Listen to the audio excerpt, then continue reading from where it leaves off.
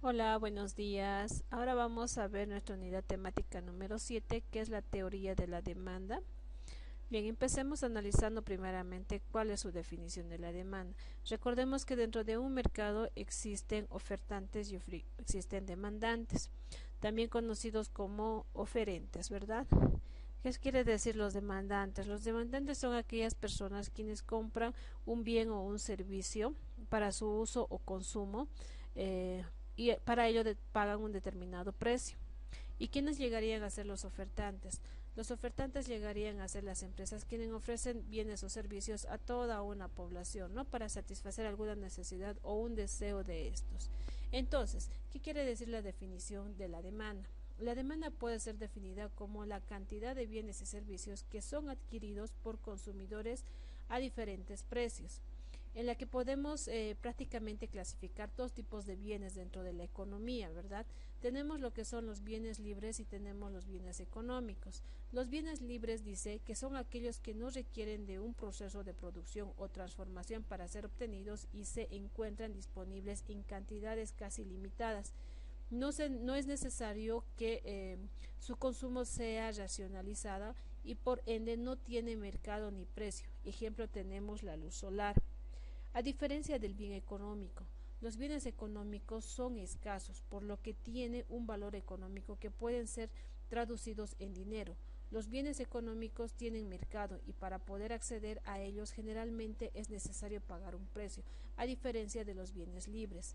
Pero ambos tipos de bienes generan utilidad al ser consumidos y por lo tanto tienen un valor de uso, ¿no? Tanto los bienes libres como el bien económico tienen un valor de uso, a diferencia que en uno se paga y en el otro no. Pero recordemos que dentro de los bienes libres, al momento de hacer lo que es el proceso de la energía solar, por decirles, entonces ya que la empresa pueda generar ese tipo de energía, entonces ya le tendrían que dar lo que es un costo, un valor agregado a ese tipo de productos que lleguen a ofrecer y llegaría prácticamente a ser un bien económico, ¿no? Un bien económico prácticamente son aquellas empresas que se dedican a la producción de un producto, desde el inicio, el proceso y la transformación o el producto terminado de este bien, para lo cual prácticamente se le da un precio para que el consumidor pueda llegar a adquirir este tipo de bienes. Recordemos que también esos bienes económicos llegan a ser escasos porque las empresas no pueden llegar a producir una cantidad de escala bastante grande. ¿Por qué? Porque no se sabe la reacción del mercado, tanto en relación a la conducta del consumidor o al comportamiento de los compradores o de la competencia dentro del mercado, ¿no? Ahora bien, analicemos la comparación entre los bienes libres y los bienes económicos, es donde lo vamos a entender mucho mejor. Los bienes libres dice que son creados por la naturaleza y son abundantes, no tienen propietario, son gratuitos, son intransferibles, no tienen un valor de cambio, tienen un valor de uso y tienen una utilidad. El para qué sirve ese tipo de bien, ¿no? A diferencia del bien económico, dice que son creadas por el hombre. Cuando hablamos de ser creadas por el hombre es prácticamente cuando las personas o el ser humano llega a emprender un negocio con el objetivo de qué, de generar ganancias. Dentro del bien económico tenemos que los productos llegan a ser escasos, no se produce en mayor escala. Tienen propietarios, sí, puede ser un propietario, puede ser dos propietarios o puede ser una sociedad de personas que se agrupan entre sí para crear una empresa. El producto que ofrecen dentro del bien económico tiene un precio, llegan a ser transferibles de persona a persona, tiene un valor de cambio, ¿sí? Un valor de cambio en relación al aspecto monetario, ¿verdad? Tiene un valor de uso y tiene sus utilidades o ganancias, que estas pueden ser para incrementar las utilidades de nuestra empresa, para que las empresas prácticamente puedan incrementar su proceso de producción y poder ofrecer al mercado diferentes alternativas de productos, ¿no? Ahora bien, inicialmente estudiaremos únicamente la relación de la cantidad y el precio, imponiendo un modelo parcial y sencillo, es decir, bajo el supuesto de este ceteris paribus. ¿Qué quiere decir? Recordemos que en temas anteriores habíamos hablado de la microeconomía y de la macroeconomía, y también mencionamos que prácticamente este tema en sí, la materia, lo vamos a enfocar más a la microeconomía. a ese análisis que existe entre la demanda y de la oferta dentro de un mercado. Y para ello, dentro de la economía se analiza esta palabra importante que es el ceteris paribus. ¿Pero qué es el ceteris paribus? Es una expresión en el latín que significa todo lo demás constante. ¿Qué quiere decir? Que tanto lo que son los precios o la conducta del consumidor se va a mantener constante dentro del mercado. Es recurrente su uso en el análisis económico y financiero, menciona, ¿no? El término ceteris paribus sirve cuando explica el impacto de una variable económica sobre otra. Es una forma de indicar que todos los demás factores permanecen iguales. ¿Qué quiere decir? Lo podemos explicar en el gráfico que tenemos acá. Al hablar de que se mantiene de forma constante, simplemente la curva de la demanda, esta curva que ustedes ven acá, eso se refiere a la curva de la demanda que se mantiene constante o va cambiando prácticamente en relación a la conducta y comportamiento del consumidor. Si el precio va a subir, entonces, ¿qué es lo que va a pasar con la cantidad demandada? Si el precio sube, obviamente que la cantidad demandada va a bajar, y si el precio baja, la cantidad demandada va a subir. ¿Qué quiere decir? Al bajar el precio de algún bien X, la población va a tener a comprar más el producto, ¿no? Entonces, eso es lo que estudia el ceteris paribus, la conducta prácticamente del consumidor en relación al mercado, ¿no? Bien, vamos a entenderlo un poquito mejor en este ejemplo que tenemos acá, ejemplo del ceteris paribus. Veamos un ejemplo de cómo se usa la expresión ceteris paribus. Supongamos que analicemos la oferta y demanda de los juguetes electrónicos para los niños, ¿no? Hoy en día prácticamente el niño está más enfocado o le llega a gustar más los juguetes electrónicos, ¿no? Imaginemos que aumenta la demanda del mercado debido a una coyuntura determinada, por ejemplo las fiestas navideñas. Entonces el ceteris paribus se incrementará el precio y la cantidad del equilibrio del mercado. ¿Qué quiere decir? Si va a subir el precio del bien, miren ustedes, tenemos un precio y tenemos una cantidad. Tenemos el precio y la cantidad y tenemos nuestra curva de la demanda. ¿Qué es lo que dice? Al incrementar el precio de la producción de algún bien X, entonces nuestra cantidad demandada va a tener a bajar, ¿no? Si va a bajar el precio, la cantidad demandada va a subir. Pero en relación a lo que dice ceteris paribus, a un determinado precio, la conducta del consumidor, ya viendo que la demanda es grande, entonces se va a analizar prácticamente la curva de la demanda, que va a tener una pendiente positiva. ¿Qué quiere decir? Que la conducta del consumidor se va a llegar a incrementar, y eso es lo que estudia el ceteris paribus, ¿sí? Va a llegar a incrementar o va a llegar a disminuir, dependiendo mucho de los factores económicos y dependiendo mucho del ambiente del mercado, ¿no? Y lo vamos a entender un poco mejor con nuestros ejemplos que tenemos acá. Es importante analizar dentro de la demanda, dentro de este tema más específicamente, la ley de la demanda. ¿Qué quiere decir la ley de la demanda? La ley de la demanda refleja la relación entre la demanda que existe de un bien en el mercado y la cantidad del mismo que es ofrecido en base al precio que se establece. ¿Qué quiere decir? Esta ley de demanda prácticamente especifica, muy importante analizar este punto, especifica si el precio baja, la cantidad demandada va a subir. Si el precio del bien X sube, la cantidad del bien X va a bajar. Al hablar de un bien X, estamos generalizando prácticamente un bien, porque no podemos directamente especificar el precio de los muebles, el precio de los electrodomésticos, el precio de las computadoras, etcétera. No podemos especificar. Por eso mencionamos si el precio del bien X disminuye, la cantidad demandada va a subir. Si el precio del bien X sube, la cantidad demandada va a bajar. A eso se refiere cuando hablamos de la ley de la demanda. Es prácticamente esta relación que existe en función al precio. Ahora bien, analicemos la gráfica de la ley de la demanda. Al hablar de la demanda, miren ustedes, la D significa demanda. La demanda de un bien N o de un bien X siempre va a estar, dice, igual en función, esta F que ustedes pueden observar acá es una función, en función al precio del bien N. Entonces, la cantidad demandada del bien N dice que es igual a la función del precio del bien N. Recordemos que la demanda siempre va a estar en función al precio de la subida o bajada del precio dentro del mercado, ¿no? En la que analizamos la conducta del consumidor, qué es lo que pasa con el consumidor. Entonces, nuestro gráfico de nuestra curva de la demanda va a ser esta, ¿no? El precio, donde vamos a tener el precio y la cantidad. El precio siempre tiene que estar acá, ¿sí? Y nuestra cantidad tiene que estar acá. No podemos llegarlas a mezclar, por favor. Entonces, tengo un precio inicial acá P sub 0 y tengo una cantidad inicial Q sub 0. ¿Qué es lo que dice? Si el precio del bien X va a subir, entonces la cantidad demandada del bien X va a bajar. Aquí tengo Q sub 1. Si el precio del bien X va a bajar, aquí estamos reduciendo a P sub 2, entonces ¿qué es lo que va a pasar con la cantidad demandada? ¿O cuánto va a demandar el consumidor? ¿Se va a incrementar o va a disminuir? En este caso dice, si el precio del bien X o del bien N disminuye, entonces la cantidad demandada va a aumentar. Entonces, ¿qué quiere decir? Si el precio sube, las personas van a consumir menos o van a comprar menos. Si el precio baja, dice que las personas van a consumir más. Entonces, una vez igualado lo que son nuestros puntos, miren ustedes, estos son los puntos que nosotros tenemos que igualar.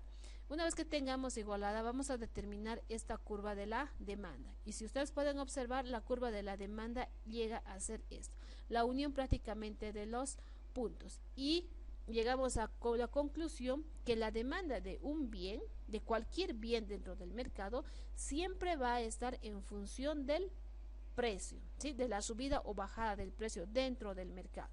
Ahora bien, analicemos la función de la demanda en relación al ceteris paribus que habíamos mencionado anteriormente, que se mantiene constante, ¿no? Entonces, la demanda del bien X, esto es lo que ustedes ven acá, dice, la demanda del bien X tiene que estar en función al precio del bien X, al precio del bien complementario, que es este punto de acá, al precio del bien sustituto, este punto que tenemos acá, la que estamos mencionando, a los ingresos y a los gustos y preferencias. ¿Qué quiere decir? A partir del precio del bien complementario estamos hablando de ese ceteris paribus que se mantiene constante, ¿no? Acá tenemos prácticamente los puntos, qué significa cada uno de ellos. Ahora bien, vamos a analizar punto por punto. ¿Qué es lo que dice?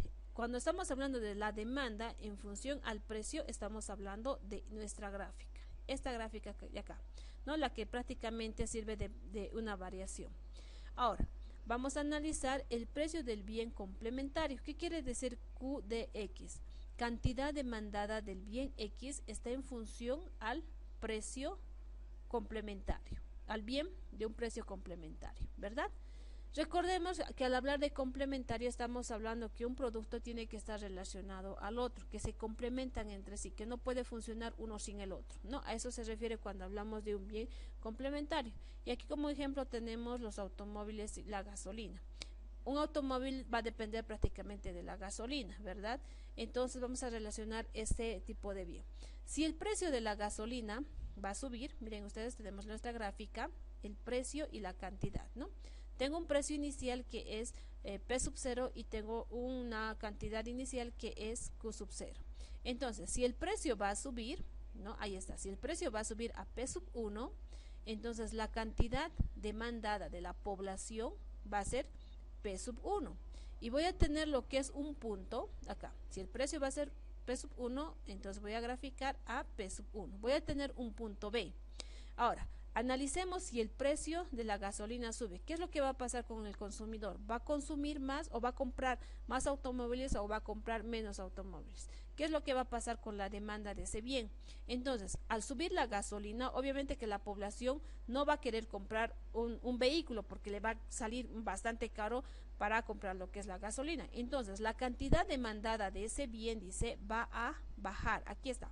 Tenemos una línea amarilla que esa va a ser nuestra cantidad demandada sub 1, si el precio sube de la gasolina, ¿verdad? Entonces va a tener una pendiente negativa porque se está acercando a nuestro eje 0. Ahora, si el precio del bien de la gasolina va a bajar, obviamente que las personas van a tener la tendencia de comprar más gasolina. ¿Y qué es lo que va a pasar con la demanda de automóviles? La gente o las personas van a querer comprar automóviles. ¿Por qué? Porque la gasolina está barato y les conviene a las personas tener una movilidad para que se puedan trasladar de un lugar a otro, ¿no?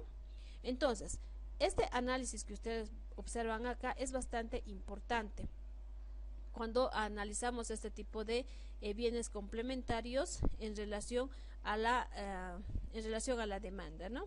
Ahora bien, estudiemos o analicemos en relación al precio del bien sustituto.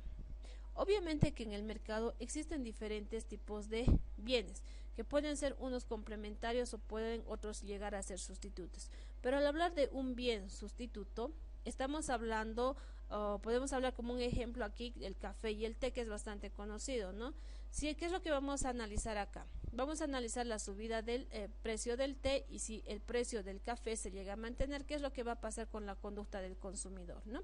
Esto es lo que tenemos, esto es lo que prácticamente analiza el ceteris paribus, o es lo que tenemos que analizar dentro del ceteris paribus. ¿Qué quiere decir? Si el precio del bien, del té en este caso como ejemplo, va a subir, ¿sí?, y el precio del café se va a llegar a mantener, aquí tengo un P sub 0, ¿no? Entonces se puede llegar a mantener el precio sin que suba o baje, pero aquí vamos a analizar si el precio del té sube, qué es lo que pasa con el consumidor o cuál va a ser el comportamiento de ese consumidor al momento de adquirir un producto. Entonces, si el precio sube de P sub 0 a 1, ¿qué es lo que va a pasar con la cantidad o que las personas quienes van a adquirir el té? Obviamente que va a bajar o va a reducir prácticamente su consumo del té. Aquí está, mire, si el precio sube, la cantidad demandada del bien del té va a bajar. ¿Y qué es lo que va a pasar con el otro bien que tenemos, que es el café? Si el precio va a bajar, recuerden por favor que es B, nuestro índice de acá, B. Entonces, si el precio va a subir del té, la población ya no va a comprar mucho té. Entonces, si el precio del café se está manteniendo, entonces me conviene a mí como consumidor comprar más café y consumir más café. Y aquí está, ¿no? Tenemos lo que es el precio inicial y la cantidad inicial. Entonces, la cantidad demandada del café va a subir y va a tener una pendiente positiva y vamos a tener a Q sub 1. Si el precio del bien del té va a bajar, el consumidor va a tender a consumir más. Miren ustedes, si el precio baja, la cantidad del bien del café, o perdón, del té, va a llegar a incrementarse un poco más. Y tenemos a P sub 2 y Q sub 2. Y vamos a ver qué es lo que va a pasar con la demanda del café. En este caso, del precio constante del café prácticamente va a disminuir la cantidad demandada a D sub 2, ¿no? Entonces, baja el precio del té y la cantidad demandada del café va a disminuir, ¿sí? Y se va a incrementar lo que es el precio del té. Tenemos que analizar también este punto que tengo acá, que es el ingreso. Este ingreso está en función prácticamente a los ingresos económicos que las familias van a recibir, ¿sí? Ya puede ser de forma mensual. Entonces, ¿qué quiere decir? Si los ingresos de la familia va a aumentar, ¿sí? O qué quiere decir, los salarios de las familias van a llegar a aumentar, entonces la cantidad demandada de cualquier bien dentro del mercado se va a incrementar. Pero si los ingresos de toda una familia va a disminuir o va a reducirse, entonces la cantidad demandada va a bajar. ¿Por qué? Porque los consumidores no van a poder adquirir la misma cantidad de algún bien como adquirían si es que tenían lo que son los ingresos elevados. Es igual dentro de los gustos y preferencias. ¿Qué quiere decir? Todas las personas, evidentemente, dentro del mercado o dentro del entorno social que éstas tienen, prácticamente tienen diferentes gustos y preferencias. A otras personas les puede gustar adquirir más lo que son productos, a otros menos. Entonces, es relación o es casi similar al de los ingresos, nuestra curva de la demanda, ¿no? Si el consumidor quiere comprar más un X o Y producto, entonces nuestra pendiente o nuestra línea de la demanda se va a incrementar hacia este lado, ¿no? Y si el consumidor va a preferir o va a optar de comprar menos, entonces la cantidad demandada va a llegar a disminuir. Bien, ahora analicemos el desplazamiento de la demanda. Los desplazamientos de la demanda pueden darse hacia la derecha o hacia la izquierda. Los desplazamientos de la curva de la demanda reflejan cambios en cualquiera de los factores influyentes de la demanda de los consumidores y que en consecuencia es distinto al precio. ¿Qué quiere decir? Si nosotros hemos analizado anteriormente lo que quiere decir el ceteris paribus, prácticamente analiza lo que es la curva de la demanda, la disminución o el movimiento que tiene dentro del mercado, ¿verdad? Entonces aquí vamos a analizar el desplazamiento de la curva de la demanda. Recordemos que en nuestro gráfico tenemos el precio, tenemos la cantidad y tenemos un cero de forma inicial, ¿no? Entonces el desplazamiento llegaría a ser este. Tenemos lo que es un desplazamiento inicial, que puede ser la demanda 1, y si aumenta prácticamente la cantidad demandada del consumidor en relación a algún bien, puede ser de una pendiente positiva. Eso se refiere, ¿qué quiere decir? Que se aleja prácticamente del cero y se va a aumentar la cantidad demandada del bien. A diferencia, si es que la cantidad de demanda prácticamente se acerca al eje, al punto cero, entonces vamos a tener una disminución, entonces vamos a tener lo que es una pendiente negativa, que quiere decir que los consumidores van a llegar a adquirir menos productos de algún bien X dentro del mercado, ¿no? Ahora bien, analicemos la tabla de la demanda. Esto generalmente se analiza dentro de los estudios económicos, ¿no?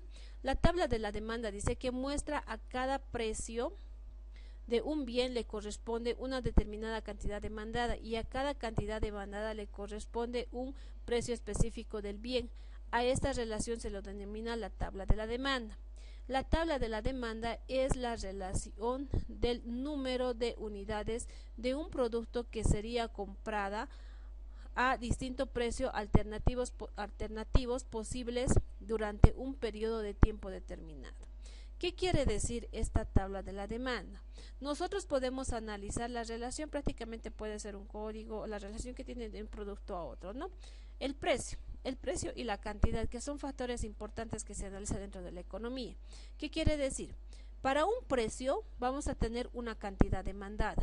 Para cualquier precio, en este caso, para el precio 5 voy a tener una cantidad demandada que va a ser 5. Si el precio va a ser 4, entonces la cantidad demandada se va a incrementar a 10. Si el precio va a ser 3, la población va a tener la tendencia de comprar más y se va a incrementar a 20 la cantidad demandada. Si va a ser 2, a 35, si va a ser 1, a 60. Para sacar lo que son el costo total, este costo total simplemente es la multiplicación del precio por la cantidad. Entonces, ¿qué quiere decir? 5 por 5, 25, 4 por 10, 40. Entonces, cada uno de estos gráficos o cada uno de estos puntos se puede llegarlas a graficar y determinar prácticamente qué es lo que está pasando en el mercado y en relación al precio y cuál es la conducta del consumidor que éste va a llegar a tener, ¿no? Ahora analicemos cuál va a ser la gráfica. ¿Qué es lo que dice? La curva de la demanda. En la representación gráfica de la tabla de demanda tiene la finalidad de objetivizar el comportamiento del consumidor frente al producto y al mismo tiempo de establecer la trayectoria de estas variables. Dice que la cantidad demandada va a estar en función al precio. Siempre, por favor, eso mentalicen. La cantidad demandada siempre va a estar en función del precio. ¿Qué quiere decir? Cada punto a lo largo de la curva representa una combinación diferente de precios y la cantidad. Un punto en particular señala la cantidad demandada a un precio específico. La curva de la demanda tiene una inclinación negativa de izquierda a derecha. A menor precio, mayor la cantidad demandada y viceversa. ¿Qué quiere decir? Tenemos nuestro gráfico, vamos a tener el precio y vamos a tener la cantidad y vamos a tener un punto cero, ¿no? Entonces, el precio, tenemos lo que es el precio acá y tenemos la cantidad en este punto, la cantidad demandada, ¿no? Lo primero que tenemos que hacer en nuestro gráfico es identificar cuál va a ser el precio dentro de nuestra tabla. Tengo 1, 2, 3, 4, 5, entonces voy a venir desde 1, 2, 3, 4, 5 y 6, ¿no?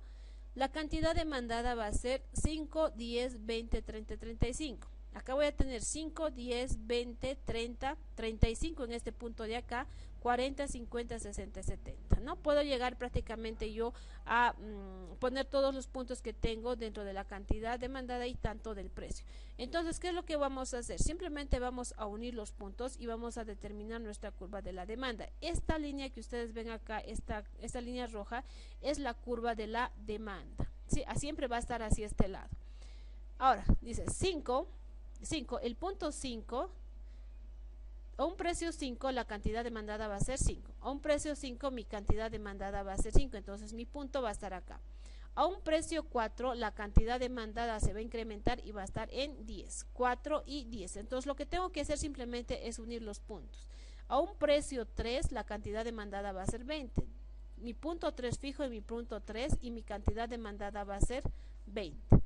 Para un precio 2, la cantidad demandada va a ser 35. 2 a 35 vamos a tener el punto acá, ¿no? Y por último tenemos a un precio 1, la cantidad demandada va a ser 60. A un menor precio, la población va a tener la tendencia de comprar más. Entonces, una vez que tengamos los puntos ya establecidos dentro de nuestra curva de la demanda, o dentro de nuestro gráfico más propiamente dicho, lo único que tenemos que hacer es unir los puntos, ¿sí? Esos puntos, y vamos a determinar la curva de la demanda. Ahora tenemos acá un ejercicio. Según la tabla de la demanda, se pide graficar la curva de la demanda de la tabla de pollo de Tarija del 20 de julio del 2020, dice, ¿no? Tenemos esta tabla como ejemplo. Ahora dice acá, ahora supongamos que se produce un ascenso de las demandas de pollo, originado por el aumento de los ingresos de los consumidores. ¿Qué quiere decir? Que los consumidores están llegando a adquirir más ingresos económicos y tienen la tendencia de comprar más pollo, y por una subida del precio de la carne de res. Entonces aquí estamos analizando dos factores. O simplemente la gente decide comprar más la carne de pollo, que se pide graficar la cantidad demandada de dosis. ¿Qué quiere decir esto? Que prácticamente aquí como ejemplo estamos poniendo, 1, que la población quiere comprar más carne de pollo. 2, puede ser que la carne de la res se haya incrementado, entonces la población va a tender a consumir más pollo, como habíamos visto anteriormente, que son de los precios del bien sustituto. Y otro puede ser que el consumidor quiere comer más pollo en sus gustos y preferencias, ¿no? También relacionado a lo que es en el famoso ceteris paribus. Entonces lo que vamos a hacer es esto. La curva de la demanda, como ustedes pueden observar acá, simplemente se llega a graficar. ¿Qué quiere decir? Tenemos que mantener lo que son el precio sub 1, el precio prácticamente 2, 4, 6, 8 y 10, lo que tenemos que enumerar, ¿no? Tenemos la curva o nuestra tablita.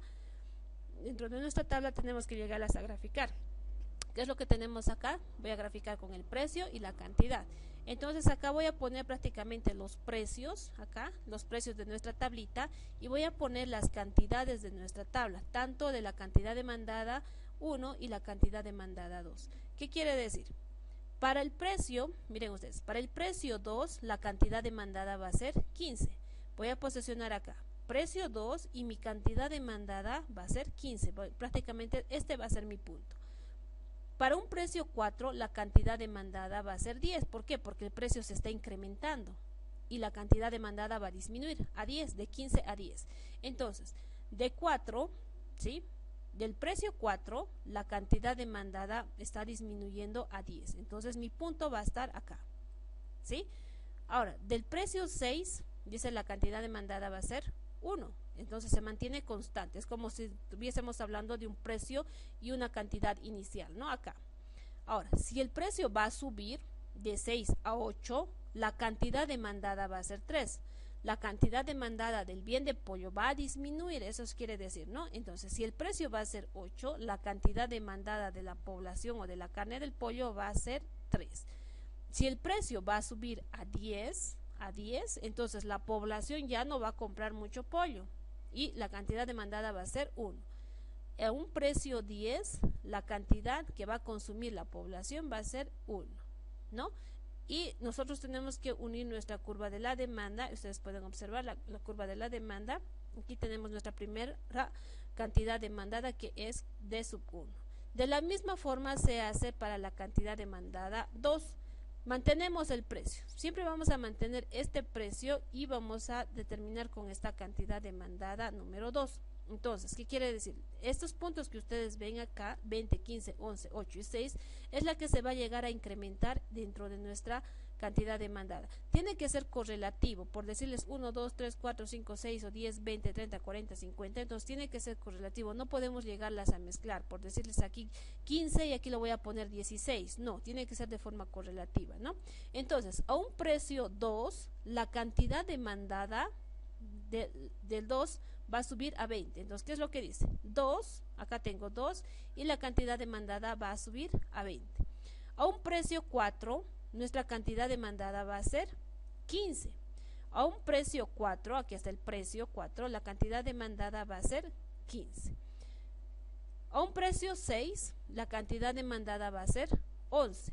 A un precio 6, la cantidad demandada va a ser 11. A un precio 8, la cantidad demandada va a ser 8. A un precio 8 y posesionos key sobre mi punto 8, ¿no?